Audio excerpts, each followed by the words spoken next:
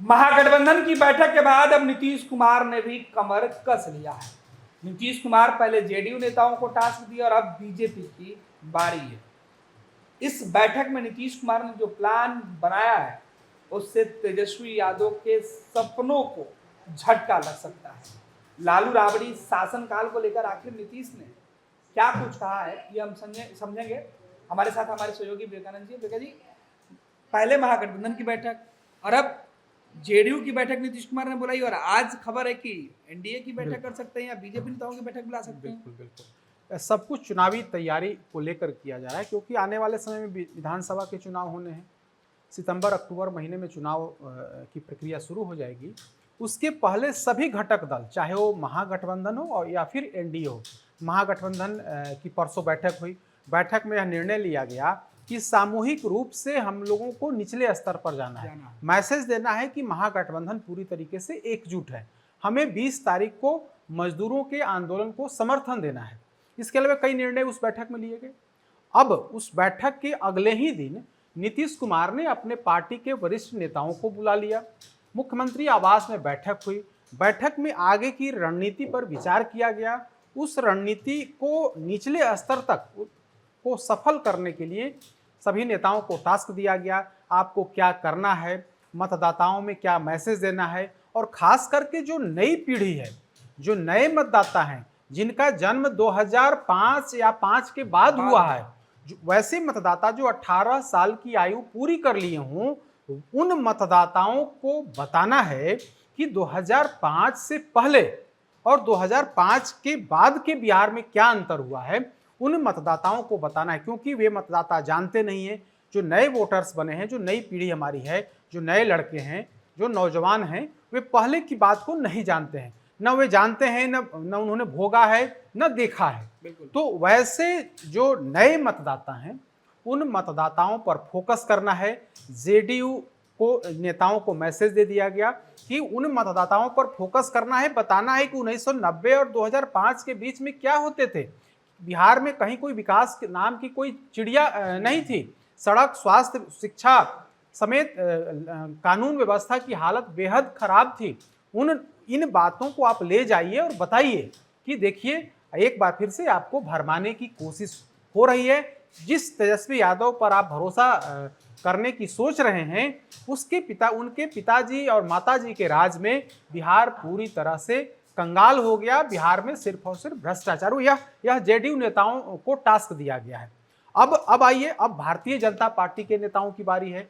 नीतीश कुमार अब भारतीय जनता पार्टी के नेताओं से बात करके आगामी रणनीति पर मंथन करने वाले हैं। खबर यही है कि भाजपा और जेडीयू दोनों नेताओं को नीतीश कुमार की तरफ से बता दिया गया है। अभी कुछ दिन पहले, 4-5 दिन पहले सीएम हाउस में पहले 1990 और 2005 और 2005 के बाद की को लेकर के बड़ा विस्तार से उस पर चर्चा हुई थी और डॉक्यूमेंट्री फिल्म बना करके उसको जारी किया गया था। उसमें यह बताया गया था कि देखिए, नीतीश कुमार 2005 में जब आए, उसके पहले बिहार की क्या हालात थी, बिहार की कैसी स्थिति थी, कानून व्यवस्था और जिसे जंगल राज की संज्ञा दी गई थी, उस समय सिर्फ और सिर्फ नरसंहार होते थे, जातीय हत्याएं होती थी, और उस समय सांप्रदायिक दंगे होते थे। लेकिन 2005 के बाद इन तमाम जो गतिविधियां हैं उसमें रोक लगी। चाहे कानून व्यवस्था की बात हो, सड़क की बात हो, बिजली की बात हो, तमाम तरह के काम नीतीश कुमार के राज में किया गया है। यानी कि पूरा फोकस, जो सबसे ज़्यादा फोकस है, वह फोकस है नई पीढ़ी पर। क्योंकि हाल फिलहाल में बीजेपी ने एक सर्वे कराया। सर्वे में यह बात निकल कर के सामने आई, वो सर्वे का इंटरनल रिपोर्ट है, हम उसे सार्वजनिक नहीं करेंगे, लेकिन जो रिपोर्ट मेरे पास है उसमें यह बताया गया है कि जो नई पीढ़ी है, जो नए मतदाता हैं, जिनका जन्म 2005 या 5 के बाद हुआ है, जो पहली दफा वोटर्स बने हैं, उन लोगों का झुकाव तेजस्वी यादव के प्रति है। यानी कि जो 18 से 25 साल जिनकी उम्र हो रही है या होने को है, उन लोगों, उन मतदाताओं का रुझान तेजस्वी यादव के प्रति है। वे मतलब तेजस्वी यादव उन लोगों में, जो नई पीढ़ी है, नए मतदाता हैं, उनमें लोकप्रिय हैं। तो बीजेपी इस बात को समझ रही है, और इस बात को इसलिए समझ रही है क्योंकि जो नए मतदाता हैं, लालू राबड़ी राज को देखे नहीं है। लिहाजा बीजेपी नेतृत्व और नीतीश कुमार ने यह प्लानिंग की है कि उन लोगों को बताना है कि हमें क्या करना है। आप लोगों को भरमाने की कोशिश की जा रही है, पुरानी बातों को नहीं बताया जा रहा है और आज की बात को बताया जा रहा है, जबकि सच्चाई यही है कि आज भी 2005 के बाद बिहार में काफी बदलाव हुआ है। बिजली आज घर घर पहुंच गई है, सड़क गांव गांव पहुंच गया है, टोला तक सड़कों का निर्माण हुआ है, एनएच से लेकर के राष्ट्रीय राजमार्ग और स्टेट हाईवे का निर्माण किया जा रहा है, 4 लेन 6 लेन और एक्सप्रेस वे का बिहार में निर्माण हो रहा है। स्वास्थ्य की स्थिति में भी सुधार हुआ है, बड़े बड़े बिल्डिंग्स बने हैं, अनुमंडलीय अस्पताल, प्रखंड लेवल, एपीएससी, इस तरह के निर्माण हुए हैं। और नौकरी देने की भी बात जो 2020 में नीतीश कुमार ने की थी, नौकरी देने का भी काम लगातार किया जा रहा है। तो यह तो 2005 के बाद वाले बिहार की बात करी जा रही है। 2005 से पहले का जो बिहार था उस बारे में भी जो नए मतदाता हैं, जो 18 से 25 वर्ष आयु वाले जो लोग हैं, उन लोगों को बताने के लिए बाजाप्ता भाजपा नेताओं को, जेडीयू नेताओं को टास्क दिया जा रहा है कि आप जाइए, उन लोगों को बताइए कि देखिए आप लोगों को झांसा दिया जा रहा है, आप लोग उनकी बातों में नहीं आए, अगर आ गए तो इसमें सिर्फ और सिर्फ आपका और इस प्रदेश का नुकसान होगा। तो वैसी स्थिति में तेजस्वी यादव के झांसे में नहीं आना है। यही पूरी प्लानिंग एनडीए की है। बिल्कुल विवेका जी, तो आज शाम का जो वक्त रखा गया है, इसमें हालांकि नीतीश कुमार पहले से वो बातें कहते रहे, उन्होंने कहा है कि भाई आप जाकर बिहार के लोगों को बताइए कि 2005 के पहले बिहार कैसे था। बिल्कुल।